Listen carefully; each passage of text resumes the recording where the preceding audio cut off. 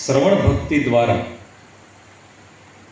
આપણને જે પણ કંઈ પુણ્ય મળે એ બધું જ પુણ્ય સ્વર્ગસ્થ નરેશભાઈને આપણે અર્પણ કરવું છે.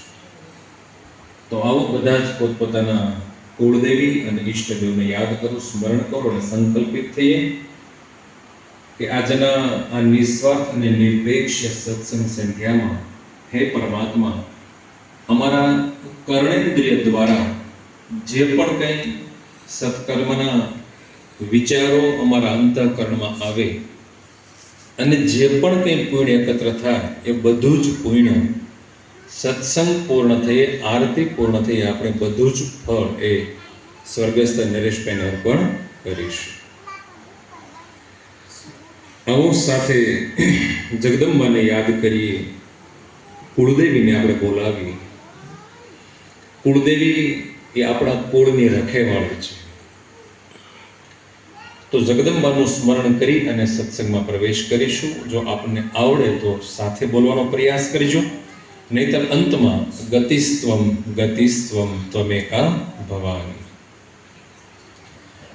ન તાતો ન માતા ન બંધુર્ન દાતા ન પુત્રો ન પુત્રી ન ભૃત્યો ન ભર્તા ન જાયા ન વિદ્યા ન વૃદ્ધિર્મમેવ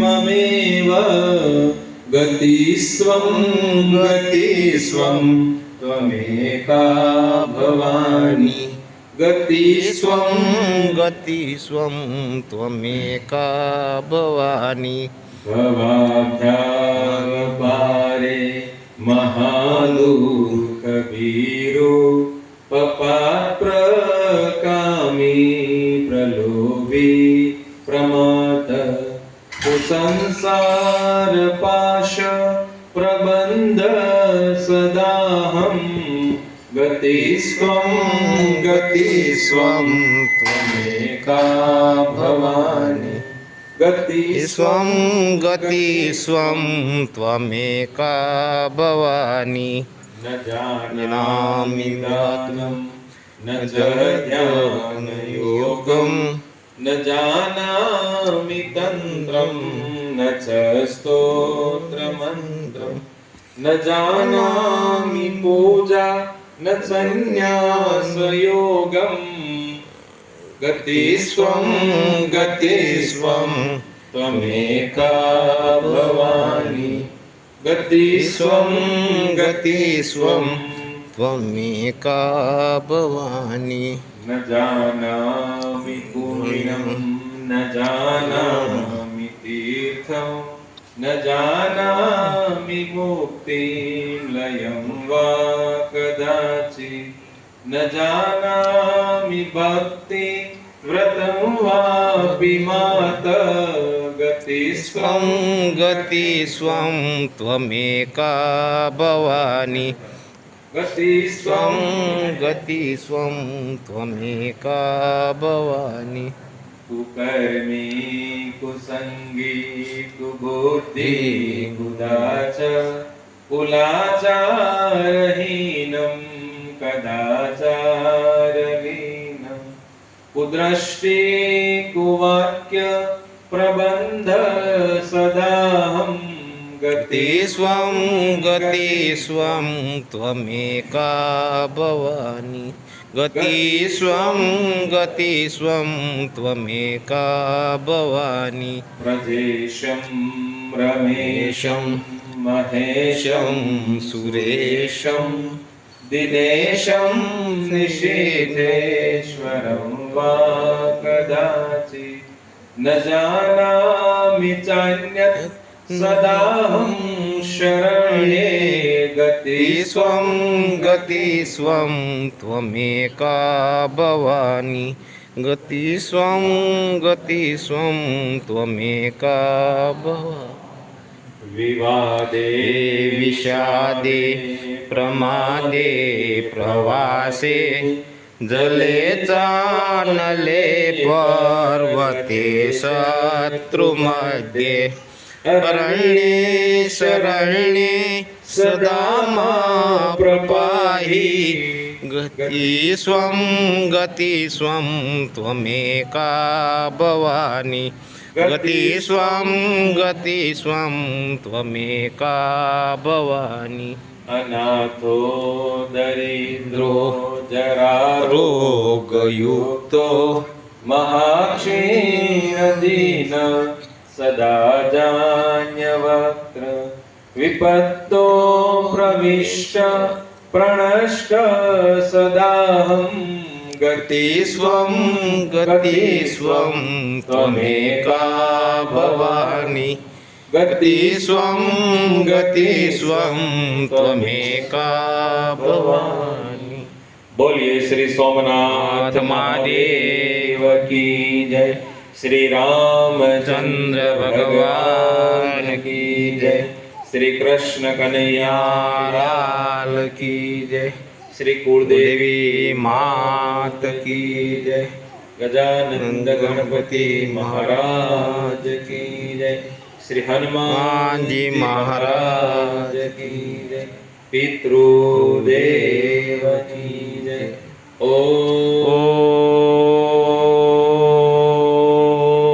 નમઃ પાર્વતી પતિ હર હર મહાદેવ. ઘણા મહાપુરુષો એવું કહે છે કે મૃત્યુ એટલે નવા જીવનની શરૂઆત. એક નવું જીવન મળવાનું છે એટલે અહીંથી ગયા છે. કોઈ મહાપુરુષો એવું કહે કે મૃત્યુ એટલે જન્મથી મૃત્યુ સુધીના સમયકાળમાં કરેલા કર્મનો હિસાબ આપવા માટે ભગવાન પાસે જવું, એનું નામ મૃત્યુ. તો આપણે ત્યાં કોઈનો જન્મ થાય તો આપણે પેંડા વેચીએ. જેના જન્મ વખતે પેંડા વેચ્યા હતા એ જ્યારે ધરતી ઉપરથી જાય ત્યારે આપણે શોક પ્રગટ કરીએ, દુઃખ પ્રગટ કરીએ, રડીએ. તો મૃત્યુ એ રડવા માટે નથી, મૃત્યુ ભગવાન સાથે રમવા માટે છે. સહજ આપણને દુઃખ થાય, આપણા સ્વજન હોય, નજીકના હોય, દીકરો હોય, પતિ હોય, પૌત્ર હોય, તો લાગણી ભરેલા સંબંધો જ્યારે અચાનક જતા રહે એટલે સહજ દુઃખ થાય. એ આત્મા સાથે જોડાયેલી આત્મીયતા છે અને આત્મીય સંબંધને કારણે આપણને એમના પ્રત્યે ભાવ, પ્રેમ, લાગણી ભરે. અને કોઈ પ્રસંગ અચાનક બને એટલે આપણને માનવામાં ન આવે, સ્વીકારી ન શકીએ. પણ આપણું આમંત્રણ કરતા ઈશ્વરનું આમંત્રણ એ એમને વાલું હોય છે. આ ધરતી ઉપર ભગવાન કોઈને 20 વર્ષ માટે મોકલે, કોઈને 25 વર્ષ માટે, કોઈને 40 વર્ષ, 50 વર્ષ, કોઈને 100 વર્ષ રાખે. જ્યાં સુધી પૂર્વના કરેલા સંચિત કર્મ પ્રારબ્ધ રૂપે સામે આવી અને જ્યાં સુધી ભોગવાય નહીં, પૂર્ણ ન થાય, ત્યાં સુધી ભગવાન રાખે. જેવા કર્મનો હિસાબ પૂરો થાય એટલે એ જીવને ભગવાન બીજા ઘરે મોકલે છે. સમજો કે આપણે ભાવનગરથી મુંબઈ જવું છે અને બાંદ્રા ટ્રેનમાં આપણે બેસી ગયા એટલે ટ્રેન ઉપડી ગઈ. તો સિહોર રેલવે સ્ટેશને ઘણા રાહ જોવે છે કે હમણાં ટ્રેન આવશે, એનો આનંદ છે. અને અહીંયાથી ભાવનગર વાળા શું કહે છે કે ટ્રેન ગઈ, જતી રહી. તો કોઈ જગ્યાએથી જાય છે તો કોઈ જગ્યાએ આવે છે એમ કહેવાય છે. એમ આ શરીરમાંથી જીવ છૂટે એટલે આપણે એવું કહીએ કે એ જતા રહે.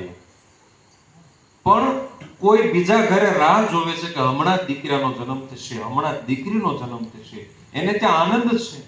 અહીંયાથી જીવ ગયો પણ કોઈ બીજા માતાના ગર્ભની અંદર એને પ્રવેશ કરી લીધો અને ત્યાં એ ઘર રાહ જોવે છે, હમણાં જન્મ થાય અને મીઠાઈ વેચી.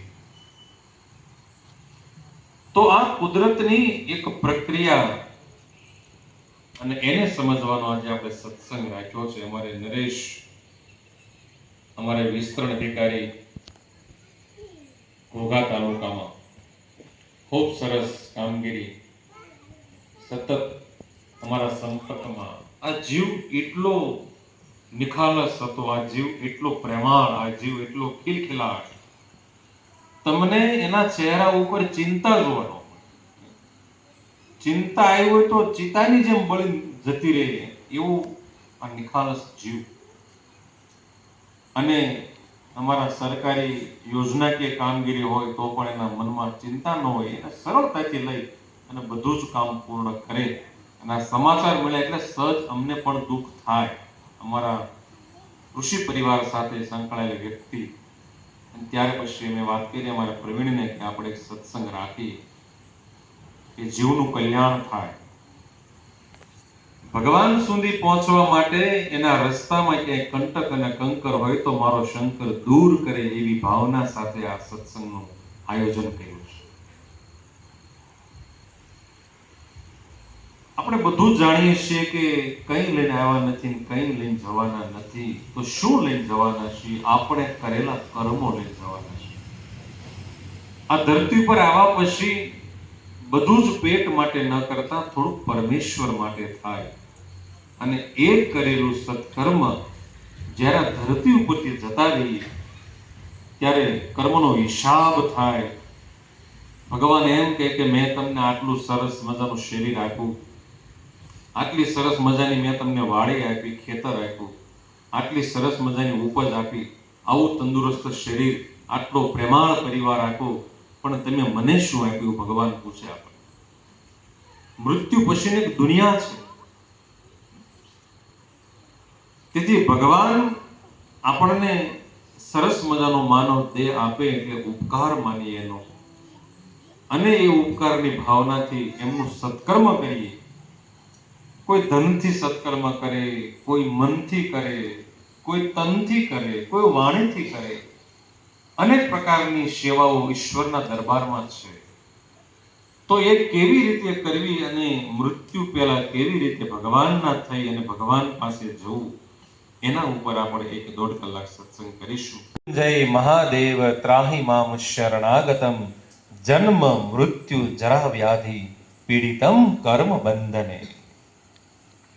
જન્મના દુઃખને ભૂલાવે, મૃત્યુના દુઃખને ભૂલાવે, ગઢપણના દુઃખને ભૂલાવે. આ તમામ દુઃખને ભૂલાવનારો કોઈ દેવ હોય તો ભગવાન મહાદેવ છે. ભલે આપણે કોઈ પણ દેવને માનતા હોઈએ, તમે રામને માનો, તમે કૃષ્ણને માનો, તમે કુળદેવીને માનો, કોઈ પણને માનો, પણ અંતે શિવ સિવાય આ જીવનો ઉદ્ધાર થતો નથી. આ જીવનું કલ્યાણ કરનારો માર્ગ એ શિવનો માર્ગ છે, અને શિવનો અર્થ થાય છે કલ્યાણ. અને એટલા માટે આપણે ત્યાં જ્યારે વ્યક્તિના શરીરમાંથી પ્રાણ નીકળી જાય ત્યારે શરીરના 2 ભાગ થાય. એક આ ફિઝિકલ બોડી જેને કહેવામાં આવે, કે ઇઝીલી ટચ ઇટ, અને હાર્ડવેર કહેવાય.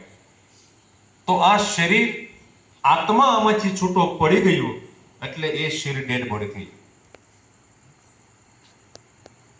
તો એ ડેડ બોડી બન્યું, એ નાશવંત શરીર કહ્યું ભગવાને એને, કે આ નાશવંત શરીર છે, પણ એની અંદર એક આત્મા બેઠો છે, એ શાશ્વત છે, એનું મૃત્યુ નથી થતું. તેથી મૃત્યુ થનારું શરીર અને મૃત્યુ નહીં થનારું શરીર આપણી હૃદયની અંદર છે, આ ભીતરમાં બેઠું છે. પણ એ આત્મા નામનું તત્વ આ શરીરમાંથી નીકળી જાય એટલે આ શરીરની કોઈ કિંમત રહે નહીં. એટલે એ શરીર આપણે ક્યાં લઈ જઈએ? સ્મશાનમાં લઈ જઈએ. સ્મશાનમાં અગ્નિ સંસ્કાર આપીએ છીએ. તો સ્મશાન કોનું નિવાસ સ્થાન છે? ભગવાન મહાદેવનું નિવાસ સ્થાન છે. તો આ શરીરમાંથી આત્મા નીકળી ગયા પછી કોઈ સ્વીકારનારો દેવ હોય તો કેવળ ભગવાન મહાદેવ એક જ છે. બાકી જીવ હોય ત્યાં સુધી મારી તમારી જેવા બધા સ્વીકારે, એને બોલાવે, આવો એમ કે ના, એ મહાદેવ સ્વીકાર કરી લે. અને બીજો એમાંથી એક સૂક્ષ્મ શરીર છૂટું પડ્યું, એનું નામ આત્મા. અને એ આત્માને પણ આપણે ભગવાન મહાદેવના શિવાલયમાં લઈ જઈએ છીએ. તમને ખ્યાલ હશે કે વ્યક્તિનો પ્રાણ જાય એટલે એ જ સમયે અખંડ દીવો આપણા ઘરે શરૂ કરવો જોઈએ. અને જેવું 12મું પૂરું થાય એટલે એ જીવતો દીવો શિવાલય લઈ જઈએ અને ભગવાન મહાદેવને એમ કહીએ કે આ જીવ શિવ તમારામાં લીન થાય. તો સૂક્ષ્મ દેહ અને સ્થૂળ દેહ બંનેને મહાદેવ સ્વીકારે છે. અને ત્યારે મહાદેવની પ્રાર્થના કરવાની કે ભગવાન આપ જ્યોતિર્લિંગ સ્વરૂપ છો, તેથી 13મા જ્યોતિ સ્વરૂપે મારા ઘરે આ દીપ પ્રગટ થયો હતો. કર્મના બંધનને આધારે દીપ બુજાઈ ગયો છે, તેથી આ જીવતો દીવો મહાદેવ તમને આપું છું. આનો સ્વીકાર કરી અને કર્મના બંધનને આધારે એની યોગ્ય ગતિ કરાવજો. અંતમાં કોઈ પણ વ્યક્તિનો પ્રાણ જાય એટલે એ ઘરે ઓમ નમઃ શિવાયની માળા રોજ થવી જોઈએ. નમઃ શિવાય, ઓમ નમઃ શિવાય, આ એવી ઉત્તમ માળા છે કે એ વ્યક્તિએ પોતાના જીવનની અંદર કદાચ કોઈ ખરાબ કર્મ કર્યા હોય અને ખરાબ પરિણામ મળવાનું હોય તો પણ ઓમ નમઃ શિવાય મહામંત્ર એ ખરાબ પરિણામને બાળી દેશે અને જીવની સદગતિ કરે છે. તો એ જીવનું કલ્યાણ થાય એવું આ 1-2 કલાકના સત્સંગમાં આપણે નરેશના જીવાત્માને ભગવાન મહાદેવ સુધી પહોંચાડવો છે. તો કોઈ એમ કે અમે ભગવાનને માનતા નથી. કોઈ એવા જીવ છે કે સતત ભગવાનનું સ્મરણ કરે છે. હવે તમે વિચાર કરો, તમે ગમે તેવા કલરનું ખાઓ છતાં ભગવાન લોહી લાલ બનાવે છે. તમે 15 દિવસ એક ધારી બરફી ખાજો, લોહી સફેદ થાય? નહીં થાય, લોહી લાલ જ બને. લાલ ખાઓ, પીળું ખાઓ, ગુલાબી ખાઓ, સફેદ ખાઓ, અરે ગમે તેવા કલરનું ખાઓ છતાં અંદર બેઠેલો પરમેશ્વર લોહી લાલ જ બનાવે છે. કોઈ દિવસ ભગવાને એમ કીધું કે આજ તીખું જ ખાવું છે, આજ કડવું જ ખાવું છે, આજ મીઠું? તમે બધા પ્રકારનું ખાઓ, બધું પચાવી દે. બેનો, આપણા ઘરે તો ઘંટી હશે, પણ શહેરના લોકોમાં ઘરે ઘંટી ના હોય એટલે દળનું દળાવા જતા હોય. તો દળનું દળાવા જઈએ તો ત્યારે એ ઘંટીવાળા ભાઈ એ ભાખરીનું દળતા હોય એટલે જાડું દળવું પડે, અને રોટલીનું દળવું હોય તો ઝીણું દળવું પડે. હવે એ ઘંટીવાળાને ત્યાં જાડું દળાતું હોય, પછી તમે ત્યાં જઈને એમ કહો કે મારે રોટલીનું દળવું છે, મને દળી દો. ત્યારે એ ઘંટીવાળા ભાઈ શું કે બેન, હમણાં ઘઉંના ભાખરીનો ગાળો ચાલુ છે, એ રોટલીનો ગાળો શરૂ કરીશું, પછી તમને દળી દઈશું. તો આપણે ઊભું રહેવું પડે ને. પણ તમે એક રોટલાનું બટકું ખાઈને તરત ભાખરીનું બટકું ખાવ તો ભગવાન અંદર બેઠા બેઠા એમ કે ત્યાં રોટલાનો ગાળો ચાલુ છે, ઘડીક ખમીજો. એમ નહીં ને. ગમે તેવું ખાવ, બધું જ પચાવી દેનારી શક્તિ બેઠી છે. એ ભગવાન એમ કે કઈ વાંધો ને, આવા દે, પચામન્યમ ચતુર્વિધમ, બધું પચાવવા બેઠો છે. તો એવી એક શક્તિ છે, એને આપણે આજ ઓળખવી છે. એને રામ કહો કે કૃષ્ણ કહો કે શિવ કહો,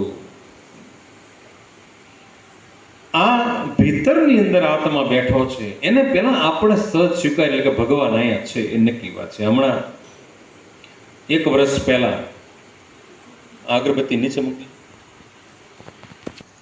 હું તમને દ્રષ્ટાંત આપું કે અમારા મિત્રના બાપુજીને હૃદયની તકલીફ થઈ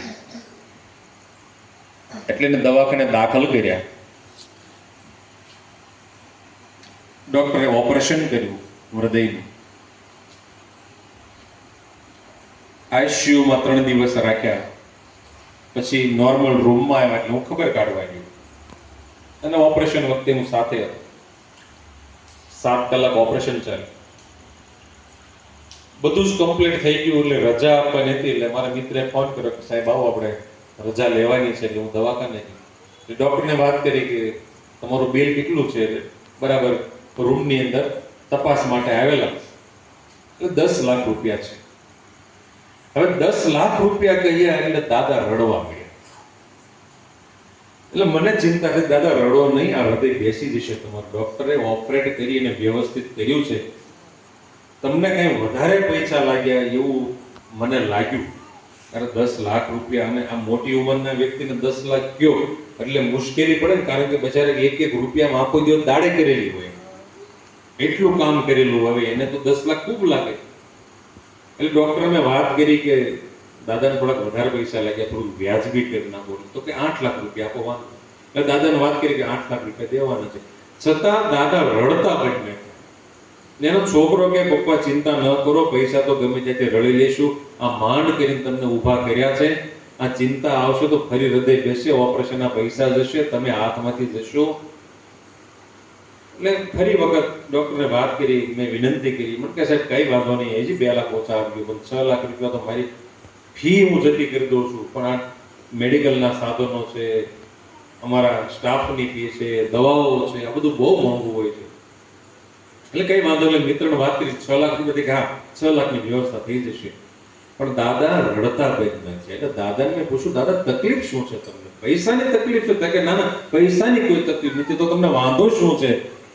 મને કોઈ વાંધો નથી, પણ ડોક્ટરે 7 કલાક મારું હૃદય શરૂ રાખવા માટે, કારણ કે જ્યારે ઓપરેશન કર્યું ત્યારે હૃદય બહાર કાઢ્યું તો 7 કલાક સુધી બહાર કાઢ્યું સર્જરી માટે. તો કે 7 કલાક મારું હૃદય બહાર શરૂ રાખવા માટે ડોક્ટરે 10 લાખ રૂપિયા કીધા. આ ભગવાન 72 વર્ષથી મારું હૃદય ચલાવે, 1 રૂપિયો માંગ્યો નથી.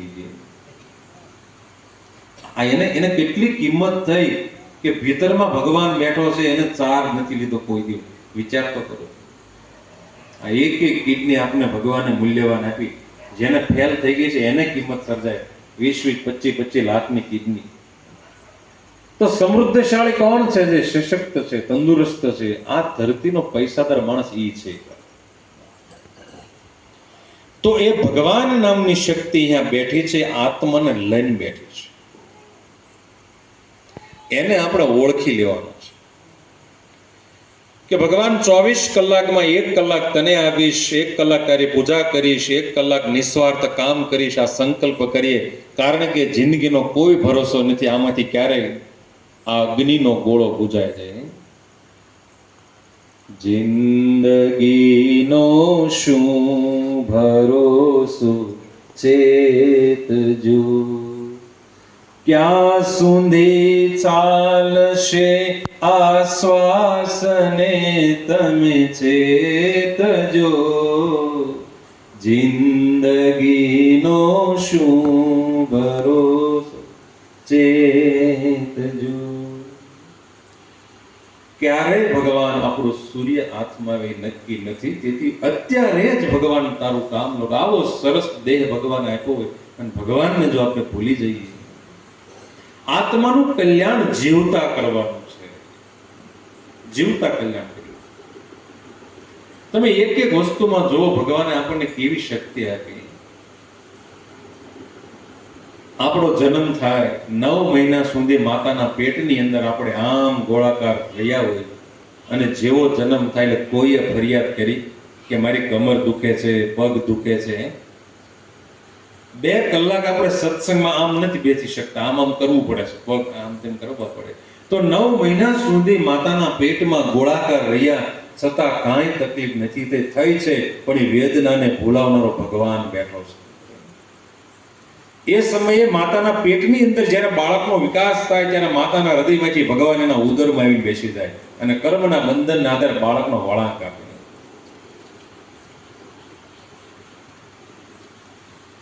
હે જુઓ ઝાકળના જળ જેવું બિંદુ બન્યું, જુઓ ઝાકળના જેવું બિંદુ બન્યું. એમાં પાણી પર પોટાનું પૂતળું બન્યું, એમાં પાણી પર પોટાનું પૂતળું. એને ચિંતા છે અપરમ પાર, એને તમે ઓળખી લો. એને ચિંતા છે અપરમ પાર, એને તમે ઓળખી લો.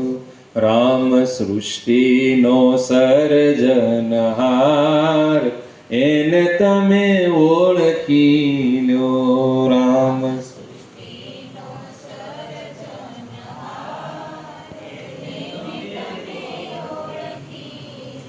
હે જુઓ જન્મ પહેલા સાવધાન કોણે કર્યા, જુઓ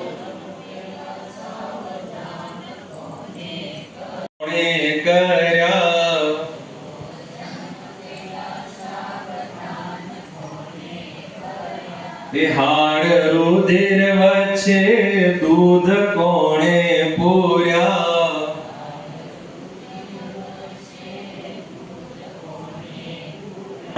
પૂર્યા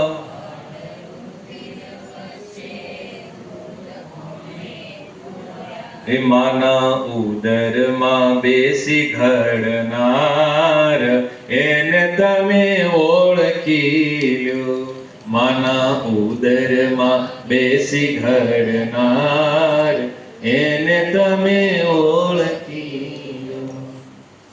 એમ વિચાર તો કરો, જન્મ પહેલા કોઈ સ્વાદ, બાળકનો જન્મ થાય એટલે કોઈ એમ કીધું કે આવી રીતે શ્વાસ લે, એની મેળે શ્વાસ લેવા પડે, ઓટોમેટિક શ્વાસ લેવા પડે. કોણ શીખવાડતું છે? જ્યાં સુધી માતાના પેટમાં બાળક નથી ત્યાં સુધી માં અનાજ ખાય તો એનું લોહી બને. જેવું બાળકનો જન્મ થાય એટલે એ અનાજમાંથી દૂધ બનવા મળે. આ કેવો હશે ઘડનાર, તમે જુઓ તો આ કેવી અદ્ભુત શક્તિ બેઠી છે, એ આપણને ચલાવી રહી છે. તો એ શક્તિને સમજીએ, ભીતરમાં બેઠી છે. અને એવું નથી માનવ સૃષ્ટિ, દરેક સૃષ્ટિમાં એ જુઓ મોરના પીછામાં રંગ કોણે પૂર્યા, જુઓ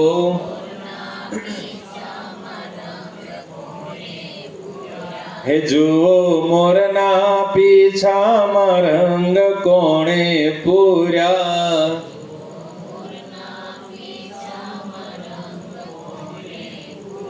એ પેલી કીડીના આતર કોણે ઘડ્યા,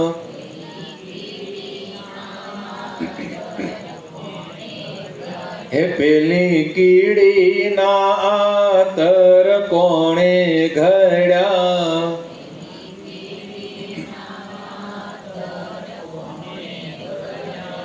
એ તો ઝીણી કળાનો જાણનાર એને તમે ઓળખી લો, એ તો ઝીણી કળાનો જાણ એને તમે ઓળખી લો. રામ સૃષ્ટિનો સર્જનહાર એને તમે ઓળખી લો,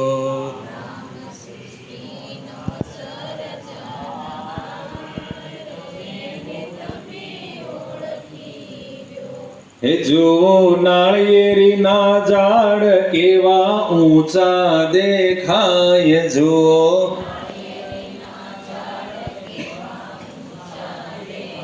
એના ફળમાં તો 3 પડદા દેખાય,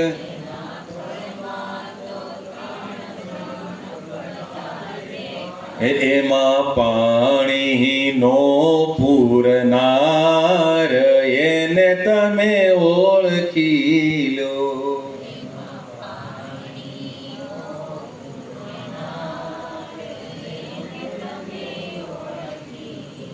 હે રામ ભક્તો તણો રખેવાળ એને તમે ઓળખી લો,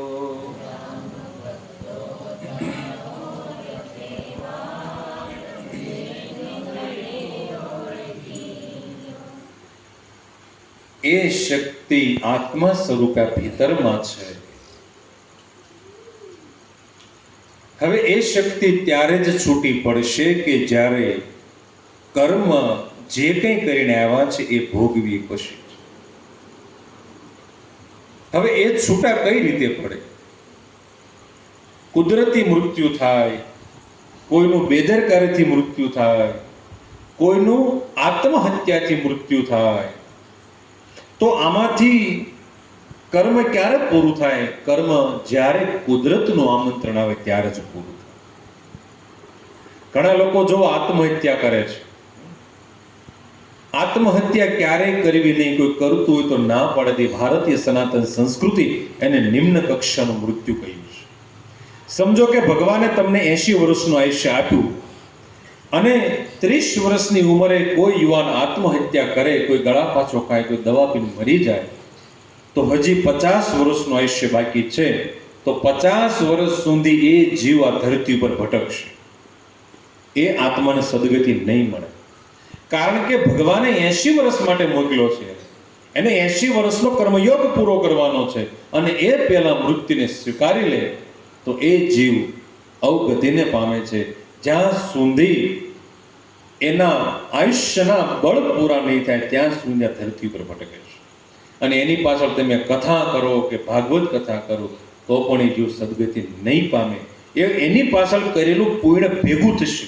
તમે એની પાછળ સત્સંગ કર્યો, તમે એની પાછળ દાન પુણ્ય કર્યું, ગૌશાળામાં દાન કર્યું, એ બધું જ પુણ્ય ભેગું થાય. હવે એ ભગવાન એક પાર્કિંગ એકાઉન્ટ બનાવ્યું છે, પાર્કિંગ એકાઉન્ટમાં જમા થાય. જ્યારે 80 વર્ષ પૂરા થઈ જશે પછી એ પાર્કિંગ એકાઉન્ટમાંથી એ પુણ્ય એને મળશે, ત્યાં સુધી નહીં. તેથી આત્મહત્યા ક્યારે કરવી નહીં, કોઈ કરતો હોય તો ના પડે. હવે કુદરતનું આમંત્રણ આવે તો શરીરમાંથી કેવી રીતે પ્રાણ છૂટવો પડે. આત્માને આપણે સમજી લીધું કે શક્તિ અહીં બેઠી છે, એ નિરંતર આપણું ધ્યાન રાખે છે. આખા દિવસની ચિંતા કરીએ છતાં ભગવાન ઊંઘ આપી દે આપણને. કેટલા ચિંતાના વાદળો મગજમાં ભર્યા હોય છતાં સુએ એટલે ભગવાન એક હાથ આપણા શરીર ઉપર ફેરવે અને કેટલી સરસ મજાની ઊંઘ આવે છે. બાકી અમુક લોકો 2 લાખના બેડમાં સુવે છતાં ઊંઘ નથી આવતી. તો જેને સારી ઊંઘ આવે છે એ ભગવાનનો લાડલો દીકરો છે. એટલો અમુકને ટેબ્લેટો લે, પથારીમાં કેટલા આળોટે, ત્યારે પરમાત્માનું સ્મરણ કરો, ઓમ નમઃ શિવાયનો નાદ કરવા લાગો અડધી રાતે જાગીને. તમે 108 વખત નહીં બોલો ત્યાં તો ઊંઘ આવી જશે. ઊંઘ લેવા માટે પરમાત્માના નામની ગોળી ઉત્તમમાં ઉત્તમ છે. હવે આત્મા શરીરમાંથી નીકળે છે કેવી રીતે? સમજો કે આપણા ઘરે કોઈ વ્યક્તિનું મૃત્યુ થાય, જો કુદરતી મૃત્યુ હોય તો સૌ પ્રથમ એમના પગ ઠંડા પડે. પગ ઠંડા થતા થતા આગળ વધે અને મસ્તક સુધી પહોંચે એટલે શરીરમાંથી સમાન વાયુ બહાર નીકળે જાય. ભગવાને 5 વાયુ બનાવ્યા છે. આ શરીરમાંથી જ્યારે પ્રાણ છૂટો પડે ત્યારે 5 વાયુ નીકળે. પહેલો વાયુ નીકળે એનું નામ છે સમાન વાયુ. સમાન વાયુ એ માનવ શરીરના તાપમાનને જાળવવાનું કામ કરે છે. ભગવાને આપણું શરીર અસમતાપી બનાવ્યું છે.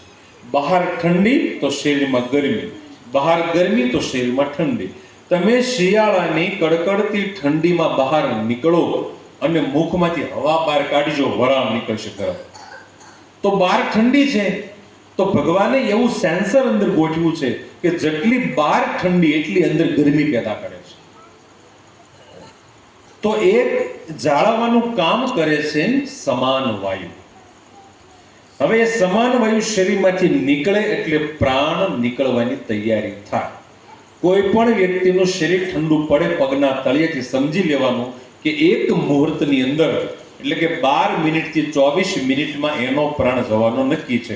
હવે કોઈ પણ વ્યક્તિ આપણી હયાતીમાં ઘરે હોય અને એનો પ્રાણ છૂટે એટલે સૌ પ્રથમ બંને પગના અંગૂઠાને સૂતરની દોરીથી બાંધી દેવાના છે. બાંધ્યા પછી એ જીવને, એ વ્યક્તિને પથારીમાંથી લઈ અને ધરતી ઉપર લાવવાના છે. ધરતી ઉપર મૂકો એ પહેલા ગાયના ગોબરનો ચોકો બનાવવાનો છે અને એમાં ગૌમૂત્ર ગંગાજળનો છંટકાવ કરવાનો છે. ત્યાર પછી એ વ્યક્તિને ઉત્તર દિશામાં મુખ રહે એવી રીતે સુવડાવવાના છે. યાદ રાખજો, ઉત્તર દિશા એ મૃત્યુની દિશા છે. જીવતી વ્યક્તિએ કોઈ દિવસ ઉત્તર દિશામાં મસ્તક રાખીને સૂવું નહીં. ઉત્તર દિશા એટલે મસ્તકનો ઉત્તર ધ્રુવ છે, પગ એ દક્ષિણ ધ્રુવ છે. હવે તમે ઉત્તર દિશામાં મસ્તક રાખીને સૂઈ જશો તો પૃથ્વીનું ઉત્તર ધ્રુવ અને આપણા આ જટિલ કેમિકલ ફેક્ટરીનું ઉત્તર ધ્રુવ, ઉત્તર અને ઉત્તર વચ્ચે કુદરતી નૈસર્ગિક સિદ્ધાંત લાગુ પડશે. અપાકર્ષણ થશે. અપાકર્ષણ થશે એટલે મગજમાં લોહી દૂર ફેંકાશે.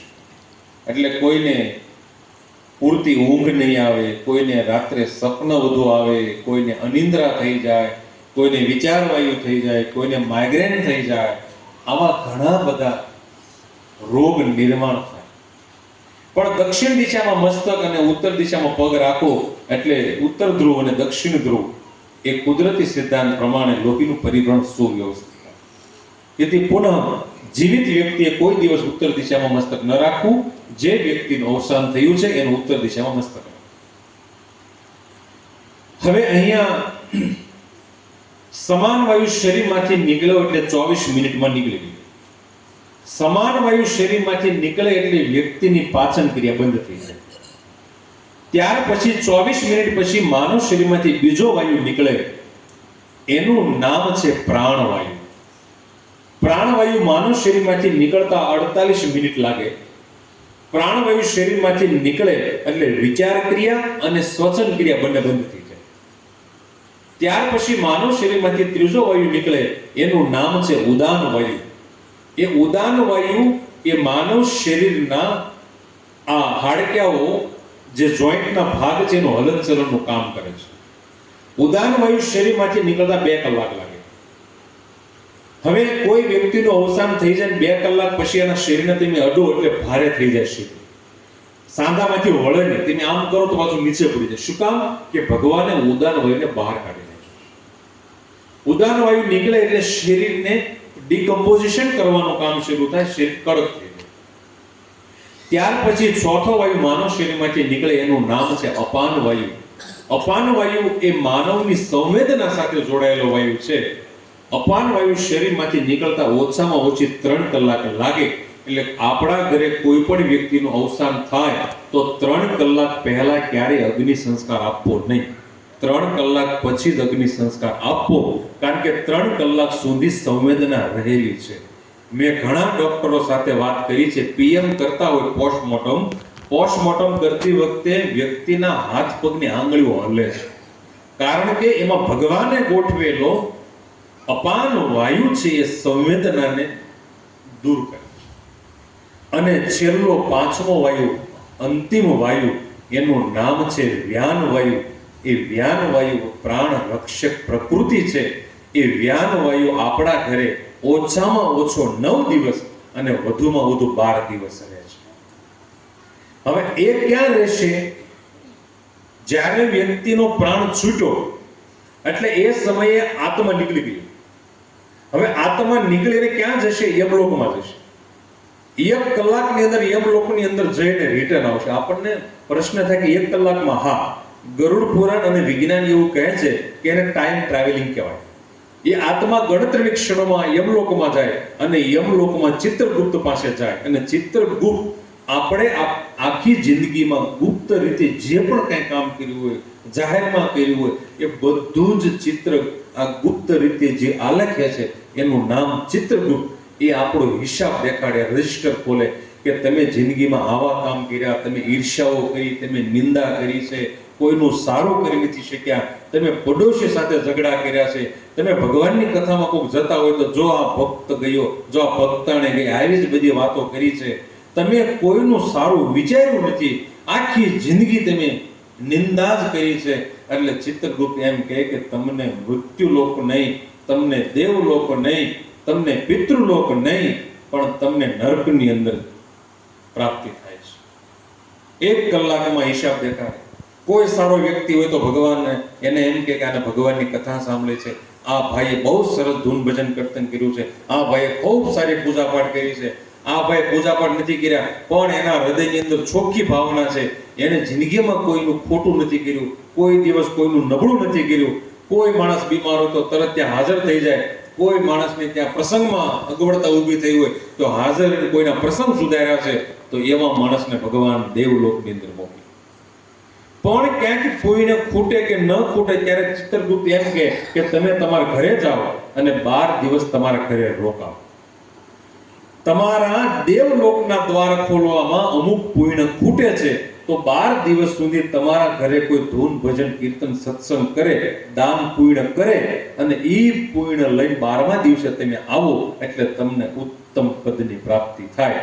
એટલે 12મું કરવાનો મતલબ ત્યાંથી રહેલો છે. 12 દિવસ ભગવાન અહીંયા આપણને મોકલે. હવે એ આત્મા કલાકમાં ઘરે આવી ગયો. હવે આવીને શું કરશે? તો એ આવીને વ્યાન વાયુને ગોતશે. વ્યાન વાયુ ઘરમાં હશે. સમજો કે નરેશ છે તો નરેશ અત્યારે વ્યાન વાયુમાં બેઠો છે. અત્યારે આપણે બધાને જોવે છે, આપણે નથી જોઈ શકતા. એ અત્યારે રાજી થતો હશે કે મારી પાછળ કેટલો સરસ સત્સંગ થાય છે. એ એના બાપુજી ઉપર, એના બા ઉપર, એના પરિવારના સભ્યો ઉપર, એના કાકા, એના મોટા બાપુજી ઉપર રાજી થતો હશે કે મારી પાછળ કેટલું સારું કામ છે, કેટલો સરસ સત્સંગ થાય છે. તો એ જીવ અત્યારે ખુશ છે, એ જીવ અત્યારે પ્રસન્ન છે. એ અહીંયા બેઠો હશે કે એના બાપુજી પાસે બેઠા હોય કે એના માતાજી પાસે બેઠા હોય, એને કોઈ પણ માનીતું પાત્ર છે ને એ જીવ બેઠો છે અને બેઠા બેઠા બધું જોવે છે, કારણ કે વ્યાન વાયુની સાથે છે. હવે ક્યાં સુધી રહેશે? એ 12 દિવસ સુધી રહેશે. જ્યારે એની વિધિ તમે પૂરી કરશો અને જીવતો દીવો તમે શિવાલય મૂકવા જશો એટલે એ જ સમયે પરમાત્માના દ્વારમાં જશે અને ત્યાં જ ભગવાન એમ કહે કે આના પરિવાર ખૂબ સારો સત્સંગ, આના પરિવારે આખો દિવસ સાંજના સમયે નવરાશ મળે ત્યારે ઓમ નમઃ શિવાયની માળા કરી છે, એટલે બધું જ પુણ્ય લઈને આવ્યો એટલે એને સારા સ્થાન ઉપર ભગવાન મોકલી. હવે રહ્યો ક્યાં આત્મા? તો કે વ્યાન હોય. વ્યાન હોય ક્યાં રહેશે? કે વ્યક્તિની અંતિમ ઈચ્છા જે હશે એને પૂરી કરશે. સમજો કે કોઈ 20-25 વર્ષનો યુવાન છે અને 25,000 રૂપિયાનો શૂટ લાવ્યો છે, ખૂબ સારો શૂટ, અતિ સુંદર શૂટ. એ શૂટ પહેર્યો હોય તો 5 માણસો વખાણ કરે એવો શૂટ છે. હવે એને નક્કી છે કે મારે મારા ભાઈના લગ્નમાં જાનમાં શૂટ પહેરવો છે. 1 મહિનાની વાર છે લગ્નની અને 15 દિવસ થયા અને એ ભાઈનું અવસાન થઈ ગયું. એની ઈચ્છા બાકી રહી કે ભાઈના લગ્નમાં શૂટ પહેરવાનો છે, ખૂબ ઈચ્છા છે. હવે શું થશે? એ જીવ જતો રહ્યો, એ યમલોકમાંથી પરત આવી અને 12 દિવસ સુધી શૂટમાં રહેશે, એની અંતિમ ઈચ્છાને પૂરી કરશે. અને જેવી વિધિ પૂરી થશે એટલે જીવ ત્યાંથી નીકળશે. હવે 12 દિવસ ક્યાં સુધી ગણાય? આપણે ત્યાં 2 રીતની પરંપરાઓ ચાલે છે, પણ સત્ય એ છે કે વ્યક્તિના શરીરમાંથી પ્રાણ છૂટો પડે એટલે એ જ સમયે, એ જ તિથિ, એ જ તારીખ એની સ્વર્ગ તારીખ ગણાય. ઘણા લોકો શું કરે કે અગ્નિ સંસ્કાર આપણને એ દિવસને સ્વર્ગ તિથિ ગણે. નહીં, ખોટી વાત છે. આ ખોળિયામાંથી પ્રાણ છૂટો પડ્યો એટલે પરલોકની યાત્રા શરૂ થઈ, એટલે એ દિવસથી 12મું ગણવાનું. માનો કે આજની તારીખે કોઈનું અવસાન થાય, 5 વાગે સાંજના અવસાન થયું, તો ઘણા લોકો શું કરે કે ભાઈઓ બહેનો હાજર ન હોય એટલે બધા બોલાવી. હવે બોલાવે ત્યાં સૂર્ય અસ્ત થઈ જાય. હવે સંધ્યા પછી અગ્નિ સંસ્કાર થાય નહીં, એટલે વળતે દિવસે આવતીકાલે અગ્નિ સંસ્કાર કરે. તો ઘણા અગ્નિ સંસ્કારના દિવસને સ્વર્ગ તિથિ ગણી નાખે. નહીં, આગલા દિવસે કરી દેવાય.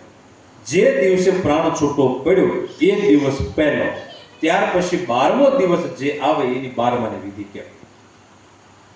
12મું ફરજિયાત કરવું જોઈએ, ક્યારેય શોર્ટ કરવું જોઈએ નહીં. મેં ઘણા એવા જોયા છે શ્રીમંત લોકો, અમુક એવા હોય કે જેના ખાતામાં 2 કરોડ રૂપિયા પડ્યા ને એ આપણને એમ કે you are wasting time and money, આપણને એમ શીખવાડે કે 12 દિવસ બેસીને તમે ખોટા સમય બગાડો છો. નહીં, એને સમજાવનારો કોઈ માણસ નથી મળ્યો છે. આ ખોટું નથી. આપણા વડવાઓ 12 દિવસ બેસતા શું કામ? કે એના સત્કર્મના ભાથામાં કંઈક પુણ્ય ખૂટે તો પરિવારના લોકો રોજ ભેગા થાય, રોજ માળા કરે, જપ કરે અને એ પુણ્ય મળે. એટલા માટે 12 દિવસનો પીરિયડ આપ્યો. એને ભગવાને નામ આપ્યું જોઈનિંગ ટાઈમ. જોઈનિંગ ટાઈમ કહેવામાં આવે. એક જીવમાંથી, યાની કે એક શરીરમાંથી નીકળી અને બીજા શરીરમાં પ્રવેશ કરવાનો જે સમય એને જોઈનિંગ લીવ પણ કહેવામાં આવે. ભગવાન એક રજા આપી. તમે સરકારી કોઈ નોકરિયાત હોય તો એની એક જિલ્લામાંથી બીજા જિલ્લામાં બદલી થાય તો પણ સરકાર એને 7 દિવસનો જોઈનિંગ ટાઈમ આપે છે, એક સ્થાનમાંથી બીજા સ્થાનમાં જવા માટે. તો એક ખોળિયું છોડી અને બીજા ખોળિયામાં જવા માટે ભગવાન 12 દિવસનો ટાઈમ આપ્યો છે.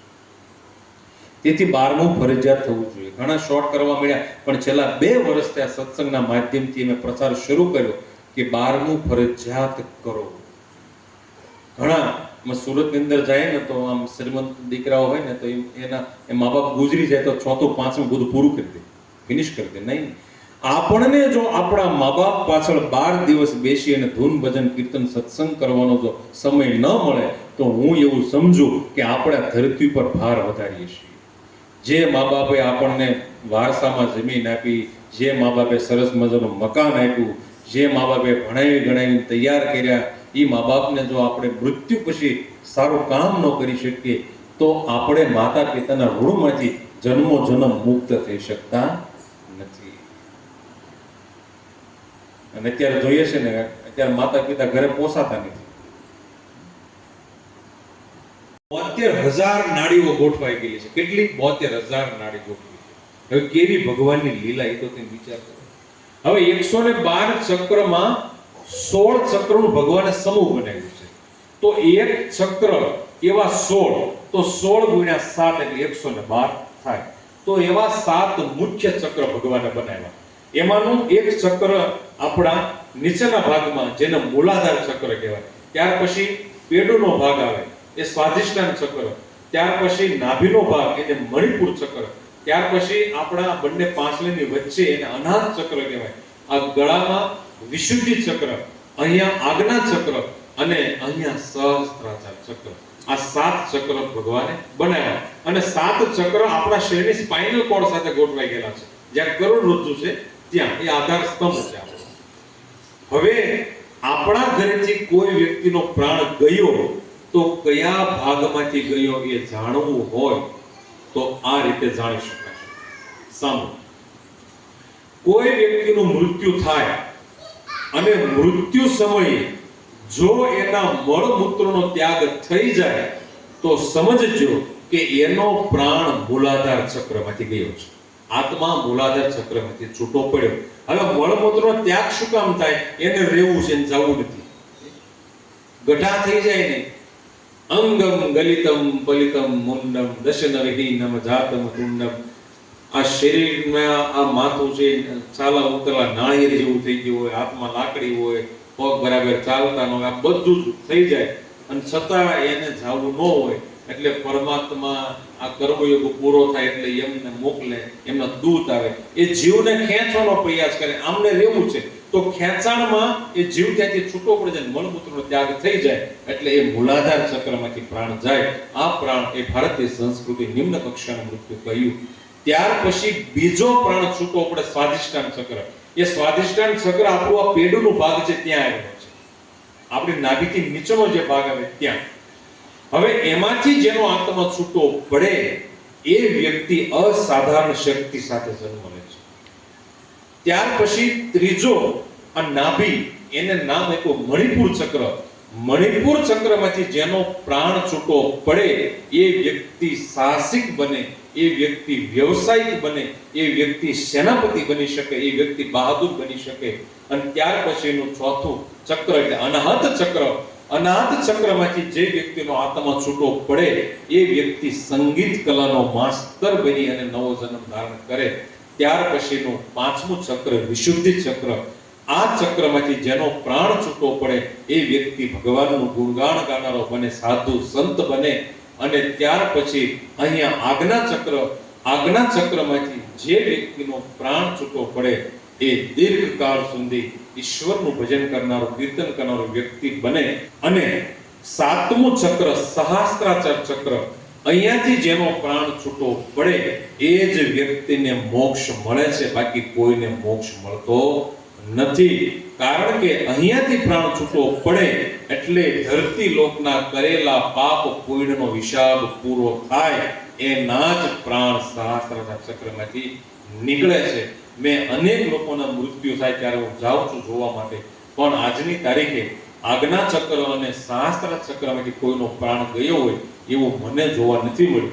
સૌથી વધુ સ્વાધિષ્ઠાન અને મણિપુર માંથી જોવા મળ્યું છે. હવે કેવી રીતે જોવા મળ્યું? ભગવાને આપણા શરીર પર ક્યુટિકલ નામનું ચામડીનું આવરણ બનાવ્યું છે. હવે એમાં ઝીણા ઝીણા છિદ્રો છે. હવે બહેનો તમે ધ્યાન રાખજો અને ભાઈઓ તમે ધ્યાન રાખજો. જો ભાઈનું મૃત્યુ થયું હોય ત્યારે અને બહેનનું મૃત્યુ થયું હોય ત્યારે, જ્યારે અગ્નિ સંસ્કાર કરવા લઈ જઈએ એ પહેલા એને સ્નાન કરાવવામાં આવે છે. સૌપ્રથમ સ્નાન કરાવવાનું હોય ગંગાજળથી. ગંગાજળથી એટલા માટે સ્નાન કરો કે ગંગાજળમાં બેક્ટેરિયોફેજ નામના વાયરસ રહેલા છે. હવે બેક્ટેરિયોફેજ નામના વાયરસથી સ્નાન થશે એટલે બોડી સેનિટાઈઝ થશે, એટલે સૂક્ષ્મ દ્વાર બધા ખુલી જશે. હવે જ્યારે તમે એને સ્નાન કરાવો ત્યારે મેં જે તમને 7 ભાગ આપ્યા, મૂલાધાર ચક્ર, સ્વાધિષ્ઠાન ચક્ર, મણિપુર ચક્ર, અનાહત ચક્ર વિશુદ્ધિ ચક્ર, આજ્ઞા ચક્ર, શાસ્ત્ર ચક્ર. આ 7 ચક્રની બાજુમાં ઝીણા ઝીણા છિદ્રો હશે. એની બાજુમાં ગોળાકાર જો બીજા મોટા છિદ્રો થઈ ગયા હોય તો સમજવાનું એ વ્યક્તિનો પ્રાણ ત્યાંથી છૂટો કર્યો છે. તમે ઘરે જઈને તમારા શરીર ઉપર જોઈ લીધું, સૂક્ષ્મ છિદ્રો છે. અને હવે કોઈ વ્યક્તિ તમારા ગામમાંથી કે પરિવારજનમાંથી કોઈ ગુજરી જાય તો આ અભ્યાસ કરજો. એ 7 માંથી જ્યાંથી ચક્રના ભાગમાં છિદ્રો વધુ થઈ જાય તો ત્યાંથી પ્રાણ છૂટો પડે એ સાબિત થઈ ચૂક્યું છે. એટલે આંખમાંથી આત્મા છૂટો પડે કે નાકમાંથી છૂટો પડે એ નહીં, આ 7 ચક્રમાંથી છૂટો પડે છે. જન્મ અને મૃત્યુ વિશે તો આપણે જેટલું બોલીએ એટલું ઓછું છે. સમયનો સમય જતો રહે તો પણ સત્સંગ પૂરો થાય નહીં. પણ આપણે અહીં સત્સંગને પૂર્ણ જાહેર કરીશું. બસ અંતમાં ભગવાનને એટલે પ્રાર્થના કરીએ કે અમારા ઘરે જે દીપક પ્રગટ થયો હતો એ નરેશ નામનું જીવાત્મા, એ જીવ શિવ આપ એમનો સ્વીકાર કરો અને એમના પૂર્ણનો ઉદય થાય અને એમના સત્કર્મમાં ક્યાંય ઉણપ રહી ગઈ હોય તો આજ અમે પરિવારજનો એકત્ર થયા છીએ, આજ કુટુંબીજનો એકત્ર થયા છીએ. અમારું પૂર્ણ બધું જ આજ અમે નરેશને અર્પણ કરીશું અને પરમાત્માના દ્વાર સુધી પહોંચવામાં જે પણ કંઈ ઉણપ હશે એ ભગવાન એની પૂરી કરે એ ભાવ સાથે આપણે બધા જ એક શાંતિ પ્રાર્થના કરીશું અને ત્યાર પછી આરતી ઉતારીશું. આરતી ઉતાર્યા બાદ આપણે બધા જ બંને હાથ જોડી અને આ સત્સંગના માધ્યમથી આપણને જે પણ કંઈ ફળ મળ્યું એ બધું જ ફળ આપણે નરેશને અર્પણ કરીશું અને એ સદગતિને પામે એવો ભાવ આપણે ભગવાનને અર્પણ કરીશું. તો આવો આપણે બધા જ વ્યવસ્થિત બેસી જઈશું અને શાંતિ પ્રાર્થના જો તમને આવડતી હોય તો સાથે બોલવાનો પ્રયાસ કરજો. લગભગ તો આવડતી જશે તમને.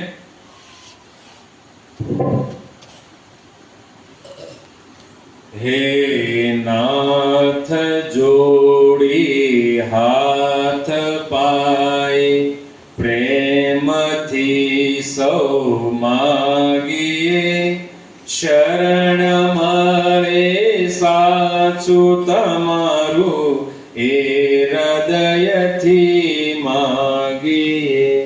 જે જીવ આવ્યો આપ પાસે ચરણમાં અપનાવજો. પરમાત્મા એ આત્માને શાંતિ સાચી આપજો. વળી કર્મના યોગે કરી જે કુળમાએ અવતરે ત્યાં પૂર્ણ પ્રેમે ઓ પ્રભુજી આપની ભક્તિ કરે. લખ 84ના બંધનોને લક્ષમાં લઈ કાપજો. પરમાત્મા એ આત્માને શાંતિ સાચી આપજો. સુખ સંપત્તિ સુવિચારને સત્કર્મનો દૈવારસો. જન્મો જન્મ સત્સંગથી કીર્તાર પાર ઉતારજો. આલોકને પરલોકમાં તવ પ્રેમ રગ રગ વ્યાપજો.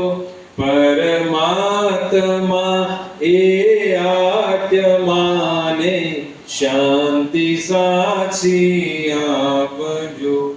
મળે મોક્ષ કે સુખ સ્વર્ગના આશા ઉરે વિનતી. દો દેહ દુર્લભ માનવીનો ભજન કરવા ભાવતી. સાચું બતાવી રૂપ શ્રી રણ છોડ હૃદયે સ્થાપજો.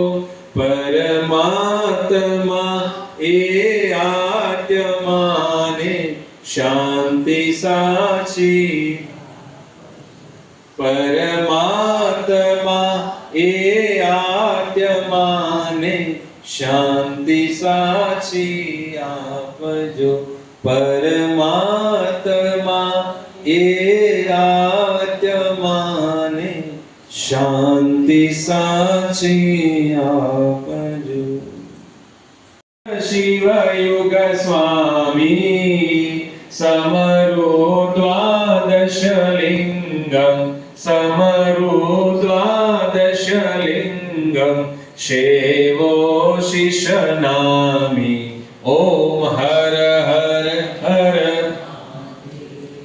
પ્રથમ સોરઠી સોમનાથ નિત્ય દર્શન દેજો શિવ નિત્ય દર્શન દેજો સોઈ સોઈ મુનિઓના નાથ સોઈ સોઈ મુનિઓના નાથ મલ્લિકાર્જુન બીજા ઓમ હર હર ત્રીજા શિવ મહાકાલ ઉજ્જૈનનાવાસી શિવ ઉજ્જૈનનાવાસી ચોથા શિવ ઓંકાર ચોથા શિવ ઓંકાર રેવા તટ રાજે ઓમ હર હર પંચમ પૂરમ દેશ વૈજનાથ વન દંડી શિવ વૈજનાથ વન દંડી છઠ્ઠા શિવ ડાકિન્યા છઠ્ઠા શિવ ડાકિન્યા ભીમશંકર રાજે ઓમ હર હર સપ્તમ શ્રી રામેશ્વર સેતુ બંધ બાંધ્યા શિવ સેતુ બંધ બાંધ્યા અષ્ટમ શિવ નાગેશ્વર અષ્ટમ શિવ નાગેશ્વર દારુકા વન કાજે ઓમ હર હર નવમા વારાણસ્યામ વિશ્વેશમ રાજે શિવ વિશ્વેશમ રાજે દસમા શિવ ત્રંબકેશ્વર દસમા શિવ ત્રંબકેશ્વર ગૌતમી તટ રાજે ઓમ હર હર હિમાલયે કેદારમ ઉત્તરાંચલ રાજે શિવ ઉત્તરાંચલ રાજે દ્વાદશ ઘોષ્મેશ્વર દ્વાદશ ઘોષ્મેશ્વર જ્યોતિર્લિંગ રાજે ઓમ હર હર હર આરતી અખંડ પ્રકાશ જે ભાવે ગાશે શિવ સન્મુખ રહી ગાશે પડે શિવાનંદ સ્વામી પડે શિવાનંદ સ્વામી સુખ સંપત્તિ થાશે હર કૈલાસે જાશે ઓમ હર હર હર મહાદેવ ઓમ હર હર હર મહાદેવ કર્પૂર ગૌરમ કરુણાવતારમ સંસાર સારમ ભુજગેન્દ્રહારમ સદા વસંતમ હૃદયારવિંદે ભવમ ભવાની સહિતમ નમામિ ત્વમેવ માતા ચ પિતા ત્વમેવ ત્વમેવ બંધુ ચ સખા ત્વમેવ વિદ્યા દ્રવિણં ત્વમેવ ત્વમેવ સર્વં मम देव देव गुरुर्ब्रह्मा गुरुर्विष्णु गुरुर्देवो महेश्वर गुरुर्साक्षात् परब्रह्म तस्मै श्री गुरुवे नमः। मंगलम भगवान शंभु मंगलम वृषभध्वजः मंगलम पार्वतीनाथो मंगलाय तनोहर सर्वमंगल मांगल्ये शिवे सर्वार्थ साधिके शरणे त्र्यंबके गौरी नारायणी नमोस्तुते। यानि कानि च पापानि जन्मांतर कृतानि च तानि सर्वाणि नश्यन्तु प्रदक्षिणं पदे पदे। मंत्रहीनं क्रियाहीनं भक्तिहीनं सुरेश्वरः यत् पूजितं मया देव परिपूर्णतदस्तु मे।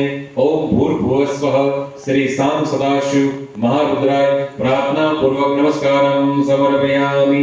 आवाहनं न जानामि विसर्जनं पूजां चैवं न जानामि प्रसिद्ध परमेश्वर। गतं पापं गतं दुःखं गतं दारिद्र्येव च आगता सुख संपत्ति पूर्णहं तव दर्शनात्। शिवे भक्ति भवे भवे अन्यथा शरणं नास्ति तमेव शरणं मम। यदक्षरं पदभ्रष्टं मात्राहीनं च यद् भवेत् तत्सर्व क्षम्यतां देव प्रसिद्ध परमेश्वर। तव तत्त्वं न जानामि ईदृशोऽसि महेश्वर यादृशोऽसि महादेव तादृशाय नमो नमः। ओम त्र्यंबकं यजामहे सुगन्धिं पुष्टिवर्धनम् उर्वारुकमेव बन्धनात् मृत्युर्मोक्षे मामृतात्। मृत्युंजय महादेव त्राहि मां शरणागतम्। जन्म मृत्यु जरा व्याधि पीडितं कर्म बंधने। ओम नमः शिवाय ओम नमः शिवाय ओम नमः शिवाय। आओ આપણે સૌ બંને હાથ જોડીશું। આપણે બધા જ બંને હાથ જોડીશું અને ભગવાનને પ્રાર્થના કરીએ, હે મહાદેવ, હે જગદંબા, હે કુળદેવી, અમારો કુળદીપક નરેશ ભગવાન આપ અનાયાસે આપની યોગ્યતા પ્રમાણે કર્મના બંધનને આધારે આ જીવને આપની પાસે લીધો છે અને આપ સુધી પહોંચી શકે તે માટે એમના આ ટૂંકા ગાળાના આયુષ્યમાં કદાચ કોઈ પુણ્ય ખૂટતા હોય અને એના રસ્તામાં કંટક અને કંકર હોય તો હે શંકર આપ દૂર કરો એવા ભાવ સાથે અમે સંકલ્પિત થયા હતા સત્સંગ પૂર્વે કે આજના સત્સંગના માધ્યમથી અમારી શ્રવણ ઇન્દ્રિય દ્વારા જે પણ કંઈ પુણ્ય ફળ મળે એ બધું જ પુણ્ય ફળ અમે સ્વર્ગસ્થ નરેશભાઈને અર્પણ કરીશું। તો એ ભાવ સાથે આપણે આજના સત્સંગના માધ્યમથી તમને સત્સંગ સાંભળવાથી જે ફળ મળ્યું તે અને મને આપ સુધી સત્સંગ પીરસવાથી મને જે પણ કંઈ ફળ મળ્યું તે આ બધું જ પુણ્ય ફળ આપણે આપણી જગદંબા કુળદેવીની સાક્ષીમાં રાખી અને નરેશભાઈને અર્પણ કરીશું। બોલીએ સોમનાથ મહાદેવ की जय, श्री रामचंद्र भगवान की जय, श्री कृष्ण कन्हैया लाल की जय, कुलदेवी मात की जय, गजानंद गणपति महाराज की जय, श्री हनुमान जी महाराज